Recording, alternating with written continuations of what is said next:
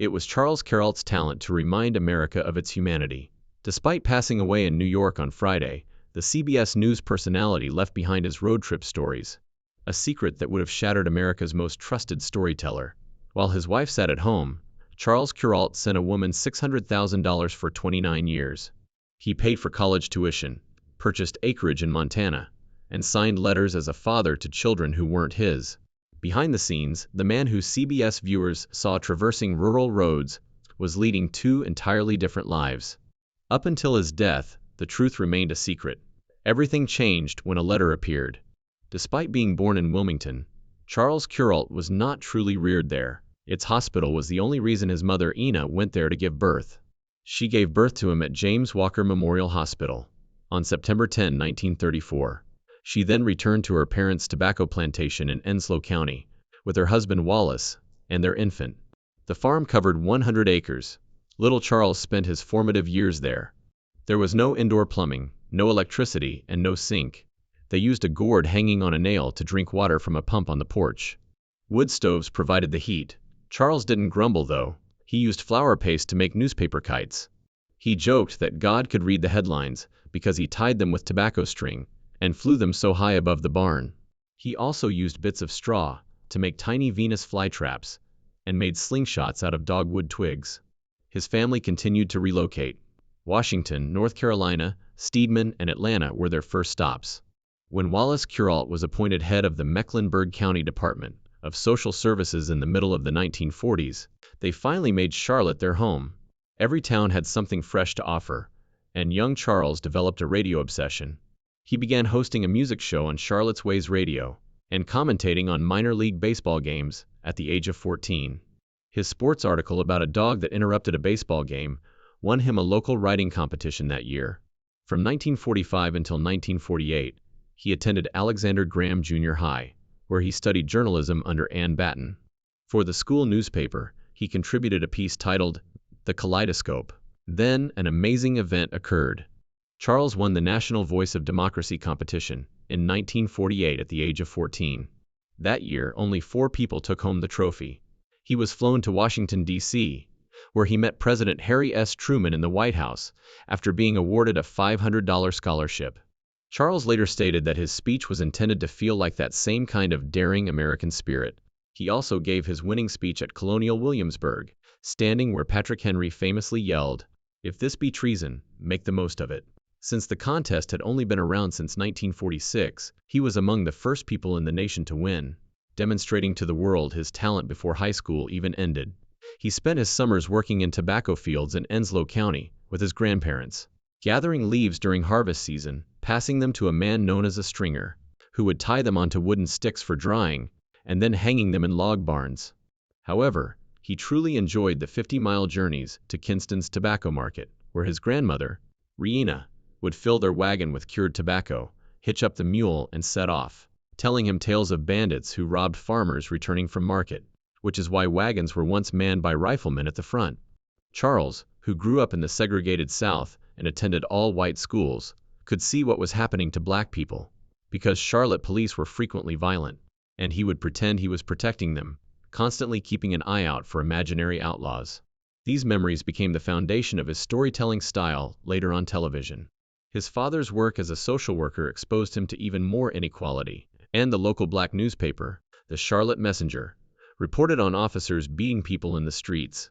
All of this stuck with Charles, who later avoided preaching politics on television, but always made sure to tell stories that gave voice to those who were frequently disregarded.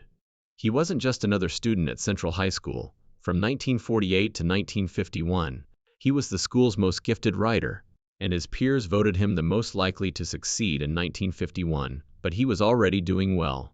He began working as a radio announcer at the age of 14, and that year he won the Voice of Democracy contest, shook hands with the U.S. president, and made $500, which is more than $5,000 today.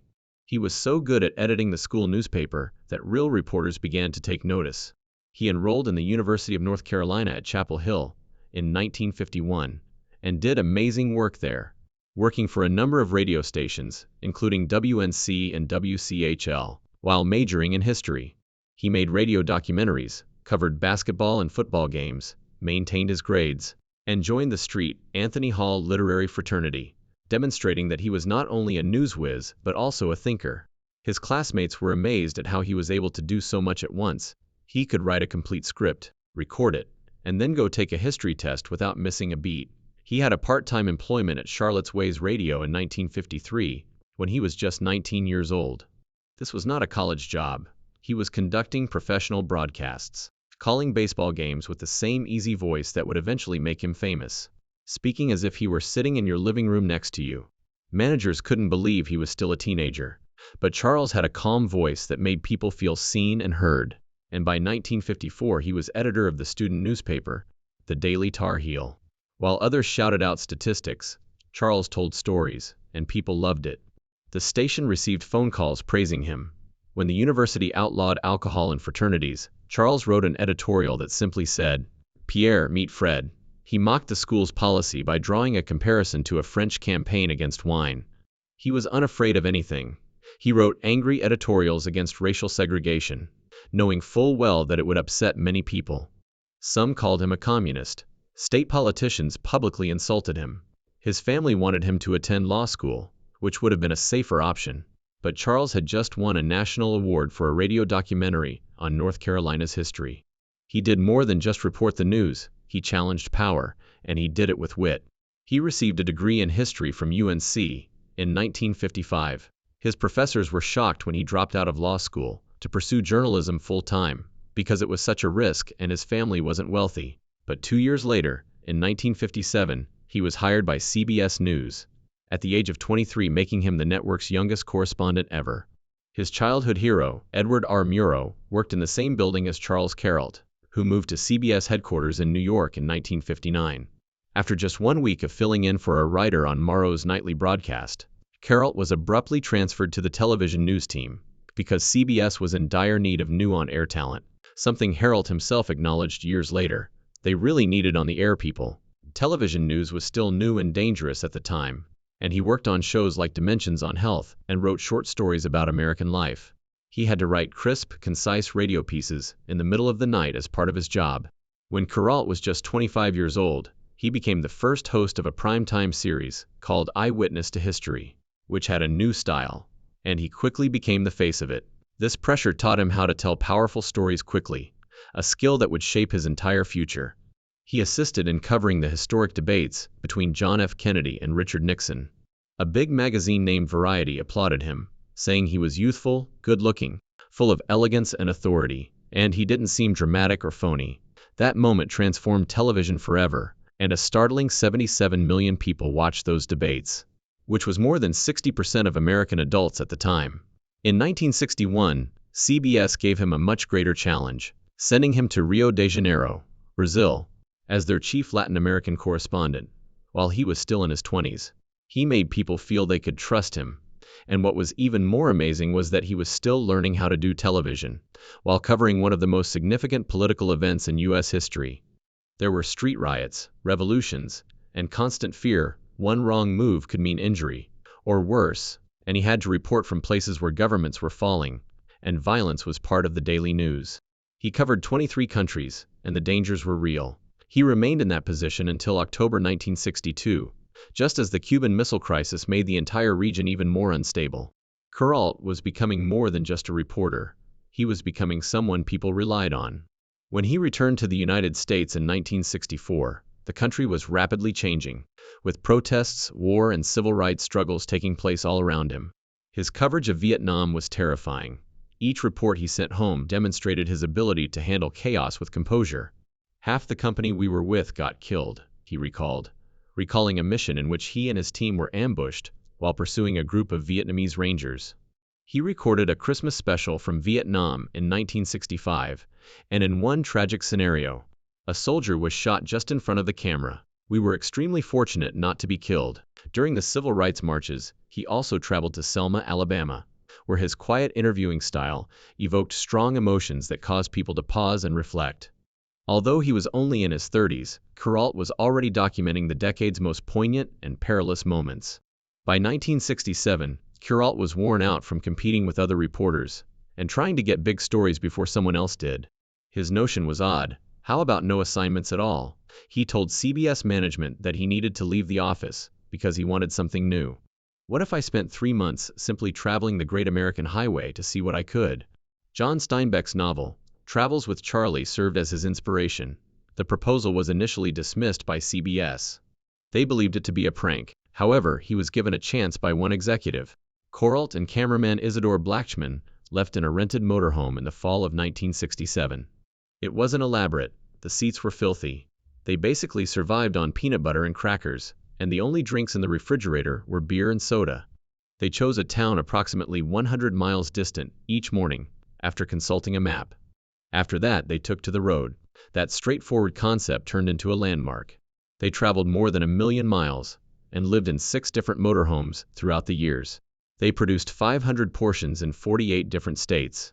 Kuralt also discovered something that most news programs had overlooked in each story: kindness, integrity, and purpose in the lives of regular people.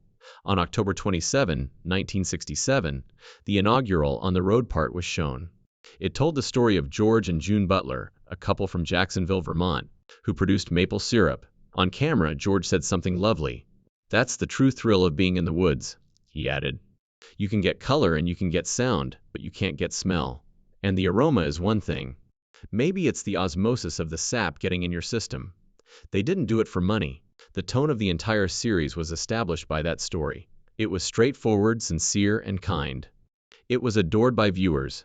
They had already covered 50,000 meters by 1968, and conversation with a 99-year-old bricklayer in Iowa stands out as one particularly memorable experience. He continued to work. The ratings jumped because of that tale.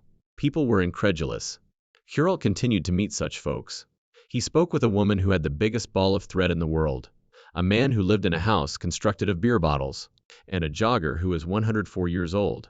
They found mountain climbers, jugglers, wrestlers, police officers, tattoo artists, gandy dancers, sheep shearers, bagel bakers, horseshoe players, rodeo riders, sorghum producers, seashell collectors, and more, he once claimed. Each tale seemed to be a silent ode to existence. When producer Shad Northshield joined the show in 1970, it was a game changer. He brought editing tools for his phone. As a result, they could now edit their video while traveling rather than returning to New York. It kept the concert going while saving money and time. It was a significant discovery. They could now go farther and stay out later without missing any CBS deadlines. Kuralt felt liberated, and On the Road grew even larger as a result. The series might have finished considerably sooner if the improvement hadn't been made. Kuralt then produced one of his most striking parts in 1972. It concerned elderly hobos traveling by rail in California. These were men who had spent decades sleeping in camps and traveling by rail, living apart from society. Kuralt remembered them, although most had forgotten. He listened to them, spent time with them, and showed them respect. He received an Emmy for that piece.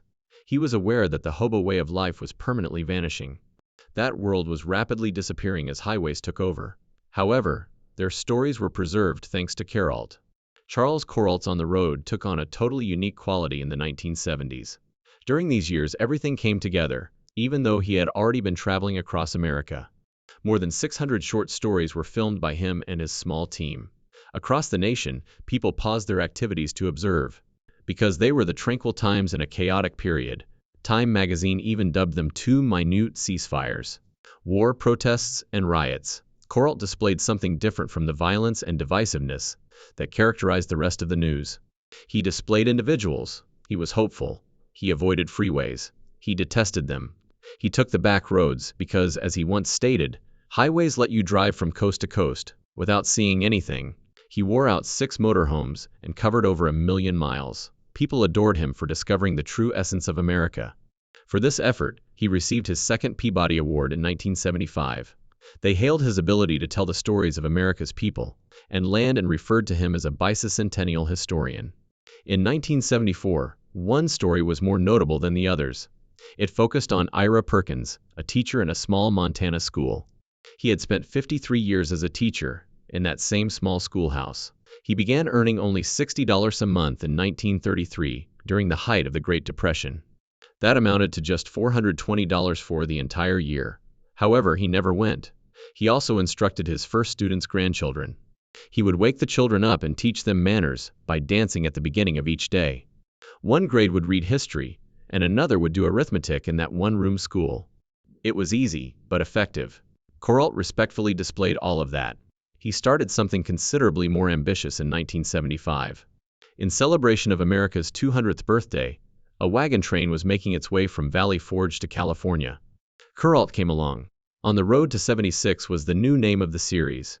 He pledged to travel to every state in the Union. It was not merely a tale.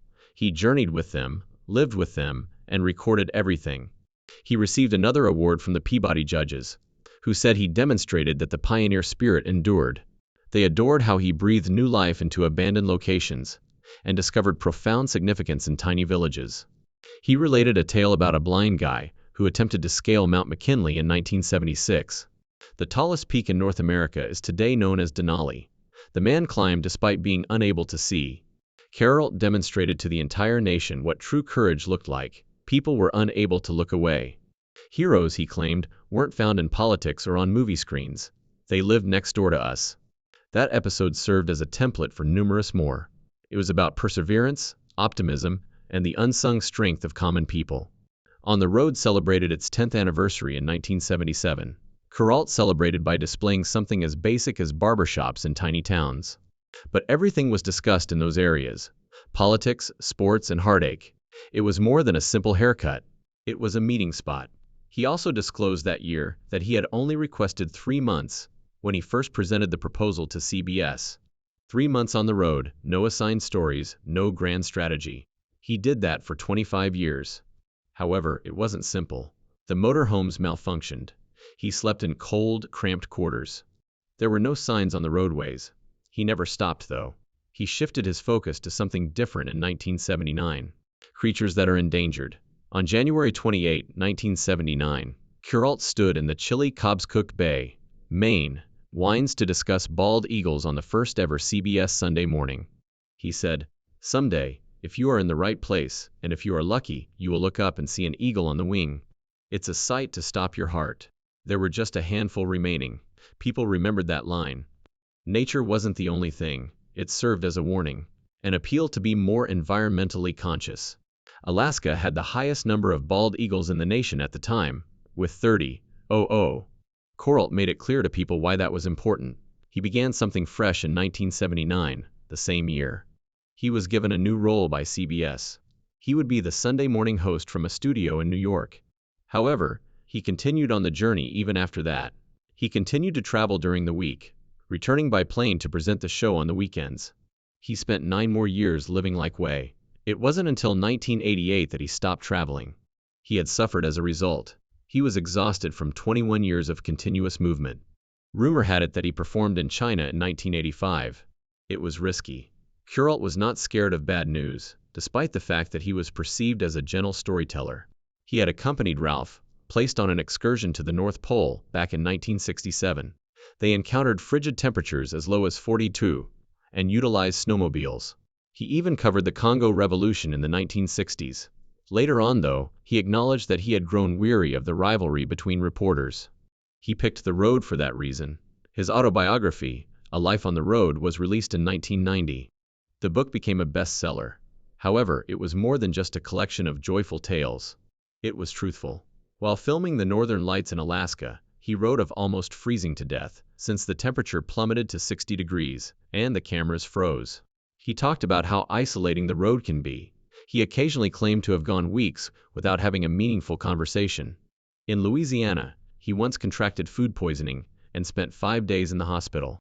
In Arizona, he almost got bitten by a rattlesnake once more. He even acknowledged that he occasionally stopped to yell at the sky. It affected him. The journey wasn't always pleasant. Nevertheless, Sunday Morning flourished in spite of all. It received 3 Peabody Awards under his direction in 1979, 1982, and subsequently. A 90-second nature film was one of the most well-known segments of the show. Just the changing seasons, no words. Filming each one takes 3 to 5 days. The crew would occasionally wait for hours in order to catch the ideal animal movement or illumination. Kuralt wanted the job done correctly. If a single word felt strange, he would re-record voiceovers up to 12 times. Every week, He rejected dozens of stories and personally selected all of them. On Sundays, people began rising early to observe. By the early 1990s, over 6 million Americans were watching. On April 3, 1994, he retired. He was only 59. In 1996, many expected him to get the Presidential Medal of Freedom, but he did not. He did, however, get other distinctions.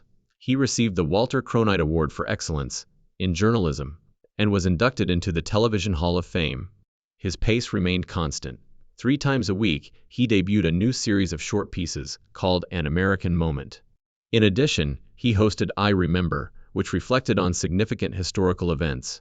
Charles Kuralt married Suzanne Potty Baird in a courtroom at New York City Hall on June 1962. The entire event was over in a minute. To onlookers, it appeared to be a quick and easy wedding between a talented lawyer and a budding journalist.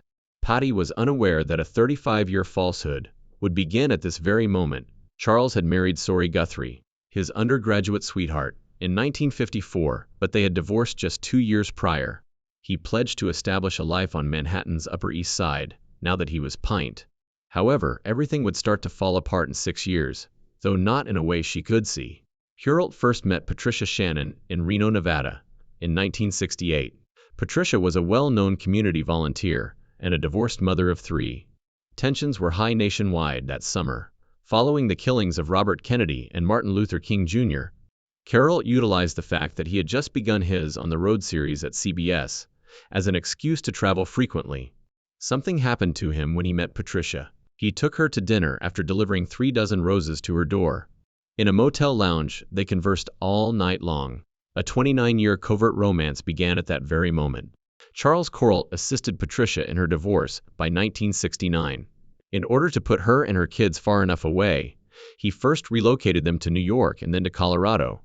He began sending her a lot of money the same year. He provided her roughly $600,000 over the following 10 years. Today, that is worth more than $4 million. He purchased her properties in San Francisco, paid for her to study in London, and assisted her in launching a landscaping company. Kuralt was quietly raising another family across the nation, while his legal wife managed the finances and social affairs in New York. Kuralt purchased 20 acres of land along the Big Hole River in Montana in 1970. There, he and Patricia constructed a cabin. "It's just a fishing spot," he informed Petey. However, he vanished for weeks every September. Not only that, but he also spent $180,000 renovating a neighboring old schoolhouse into a writing office with Patricia, intending to retire there with her. Later, he added 90 acres to the property. It was more than just a covert retreat. The second life was complete. He started signing letters to Patricia's children as a pop by 1971. He taught her daughter to drive, sent both of them to college, and gave her son his first baseball glove. He treated them as if they were his own children, attended holidays, and paid tuition. Even during the busiest periods of his career, he visited Patricia every 2 to 3 weeks and contacted her nearly every night. Behind the scenes, he was living a lie so complete that it affected every aspect of his life. Even though CBS viewers perceived him as a pleasant, down-to-earth storyteller, he continued after that. He began taking Patricia's son with him on CBS assignments, and even to political conventions in the 1980s. Like a son, he flaunted him. His true wife, who believed he was simply working hard, was by herself in New York at the time. In order to sustain the life he had created with Patricia, he even once gave her a $50,000 cottage in Ireland as a covert present. Kuralt was dying of lupus in a New York hospital in June 1997. He was hardly able to move. In his final effort to preserve what he had created with Patricia, he wrote her a letter 16 days before he died, stating, "I'll have the lawyer visit the hospital to be sure you inherit the rest of the place in MT if it comes to that." 3 months prior, under the guise of a routine sale, he had covertly paid her $80,000 to purchase 20 acres of the property. However, he was now stating unequivocally that he wanted the entire Montana ranch to be hers. On July 4, 1997, Kuralt passed away. Patricia Shannon arrived at his funeral with the letter. Everything was broken in that instant. His wife of 35 years, PT, was clueless. It was there that she discovered her spouse had a second family. While she sat at home in the dark, he had taken their children to school, bought them land, given them hundreds of thousands of dollars, and enjoyed holidays with them. Patricia's letter would become the focal point of a case that would alter the course of history. Now valued at over $600,000, the Montana property became the subject of a vicious judicial battle. Following Petey's death in October 1999, Kuralt's daughters from his first marriage joined the fight. In court, Shannon stated that Charles had brought up her children as his own. He once handed her a poem for Christmas, which she even read. It promised him a sweater, a suit, and pearls. It concluded with the words, "My life."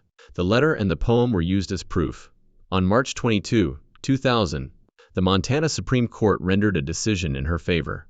The estate's overall loss was close to $1 million. They had to pay $350,000 in taxes on land they no longer owned. Nothing remained of that property for Kuralt's girls, and their perception of the guy they believed to be their friend was damaged. Then the last blow was delivered. Patricia Shannon's book, Charles and Me, was released in 2002. She revealed everything. She talked about the phone conversations, the travels, the poems, and how Charles had brought her kid on nationwide CBS excursions. She described how he provided her with decades of spending money and a villa in Ireland. She disclosed that Kuralt had deceived not only his spouse but the entire world. America's go-to source for truth has lived the greatest deception of